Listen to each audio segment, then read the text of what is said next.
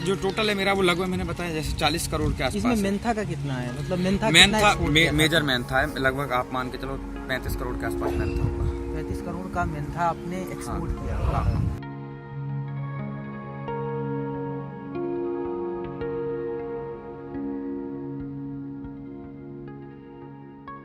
अभी मैं बरेली के आंवला के पास एक गांव में हूँ और हमारे साथ हैं एक युवा किसान जिनकी कहानी अपने आप में ही एक प्रेरणादायक है, जो अपने आप में ही एक रिसर्च का एक सब्जेक्ट है कि कैसे खेती से इंसान इतना सब कुछ कमा सकता है, एक रोल मॉडल बन सकते हैं। हमारे साथ हैं निहाल सिंह।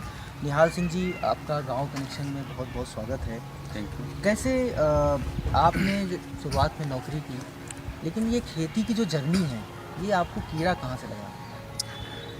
एक्चुअली देखो, मैं चूँकि किसान परिवार से, मेरा जो पारिवारिक व्यवसाय है वो भी खेती था, तो वो तो बचपन से ब्लड में खेती। चूँकि पापा के साथ में जब मैं पढ़ता था तब भी उनके साथ जाता था खेतों में, थोड़ा बहुत उनका हाथ पटाता था, उन्हें देखता था वो किस तरह से खेती कर रहे हैं।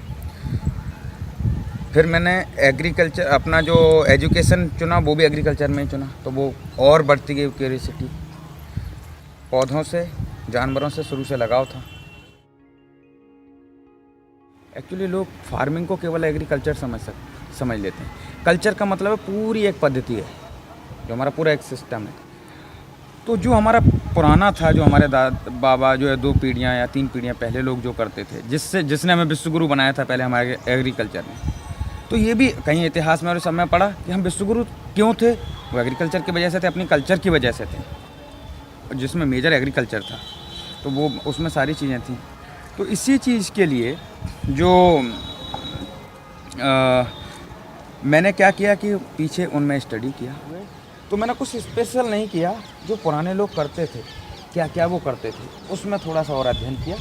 और जैविक खेती को जो मेरा, अगर आप वो कहते हैं तो एक आप ये मान के चलो, मेरा जो पूरा समर्पण है वो जैविक खेती के लिए। अब रीजनरेटिव के लिए कि हम इसको, जो चीज़ें डिस्ट्रॉय हो चुकी हैं केमिकल से, उनको, क्योंकि बीच की जो 2 पीढ़ियाँ थी हमारी, उन्होंने बहुत गलती की। उन्होंने खेती बायोलॉजिकल का बात है, उसको केमिकल से ट्रीट किया। ठीक है, तो वो एक कहीं ना कहीं डिस्टर्बेंस पैदा हो गया हमारे माइक्रोब्स वगैरह उनके बीच में। तो मैंने उस चीज़ को पढ़े, जो अपनी एजुकेशन थी उसका भी यूज़ किया उसमें, और जो हमारे जिसने हमारे लिए उच्च शिखर पर पहुंचाया था हमारे देश को, उन कारणों को भी मैंने जाना। तो ये ऑर्गेनिक मेंथा कौन सी बला है? ऑर्गेनिक क्या कुछ अलग होता है जो नॉर्मल मेंथा? हाँ, ऑर्गेनिक मेंथा ये होता है, जैसे वो ये केमिकल उसमें लगता है जो दूसरे में, और ये कॉस्मेटिक या फिर मेडिसिन में जाता है।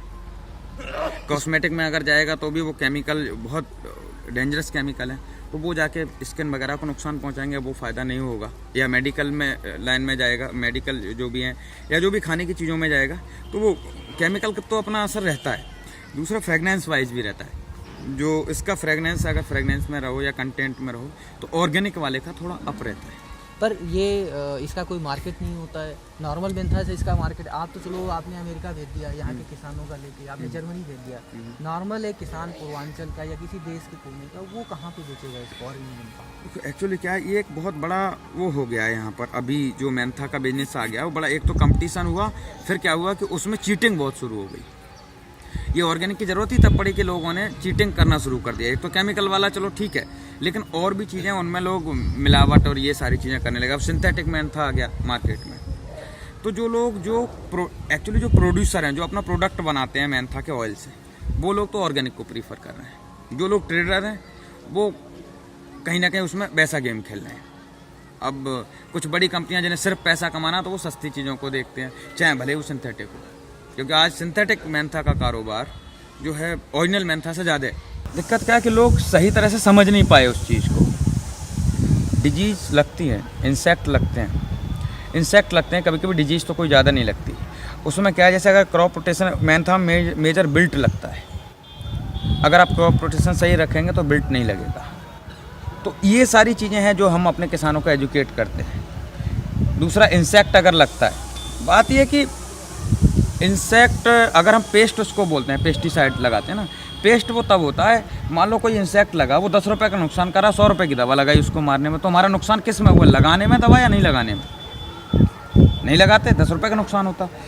अगर 80 के दशक में जाएं तो जब खेत बर्बाद कर देता था कीड़ा, तब लोग किसान उसके पास जाते थे कि हमें कोई दवा दे दो, हमारे खेत में कीड़े ने फसल बर्बाद कर दी है। वो लगाते थे, दोबारा फसल में नई कलियाँ आ जाती थी। अब आया 90-2000 का दशक, वहाँ पर क्या हुआ कि किसान ये जैसे कीड़ा देखा उसने वो गया और जाके दवा ले आया, हमारे खेत में लगवा दी उसने, जिससे वो कीड़ा मर जाता था। आज ट्रेंड ये हो गया है कि वो ये इसलिए जाता है कि कोई ऐसी दवा दे दो जिससे कीड़ा ना लगे, तो आगे की संभावना उससे ग्रसित होकर के वो कीड़े की दवा लगा रहे हैं।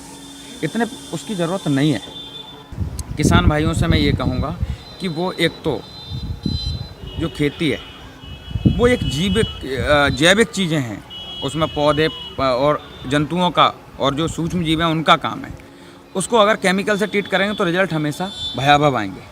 आज हो सकता है उसका वो मिल जाए, क्योंकि हमने जो केमिकल, हमारे बहुत सारे मित्र कीट और जीव थे जो हमने दुश्मन कीट और जीवों के चक्कर में उनको मार दिया, तो उनको बढ़ने का एक मौका दें। इसलिए अपने खेतों में ज़्यादा से ज़्यादा ऑर्गेनिक प्रयोग करें, देसी खाद या हरी खाद का प्रयोग ज़्यादा करें। तो इस चीज़ को ध्यान में रखते हुए ज़मीन को ये जीवित ज़मीन है, इसमें जहर ना घोलें। खेती में तो बहुत सारे चैलेंजेस हैं और किसान की तरफ कोई भी नहीं देख रहा है। सबसे बड़ी बात तो ये, किसान को वो सम्मान नहीं मिल रहा है। युवा कहीं ना कहीं सम्मान पाना चाहता, हक है उसका कि उसको एक सम्मान मिले, और वो जो भी योग्यता लेके आया है, तो वो सम्मान खेती को, हम लोग जो खेती करने वाले जो किसान हैं उनको हमने सम्मान की दृष्टि से नहीं देखना शुरू किया। बहुत बहुत शुक्रिया गांव कनेक्शन से बात करने का। तो ये हैं निहाल सिंह जी, जो बता रहे थे कि कैसे इन्होंने अपनी यात्रा को शुरुआत किया, लेकिन इनकी कहानी से युवा एक प्रेरणा ले सकते हैं कि कैसे एक खेती के, ऑर्गेनिक खेती में बिना रसायन के युक्त वो करोड़ों का काम कर रहे हैं। इन्होंने 50 करोड़ या 45 करोड़ इस तरीके से हर साल इनका टर्नओवर रहता है। तो एक नई दिशा जो है देख सकता है और इनसे काफ़ी कुछ सीख सकता है।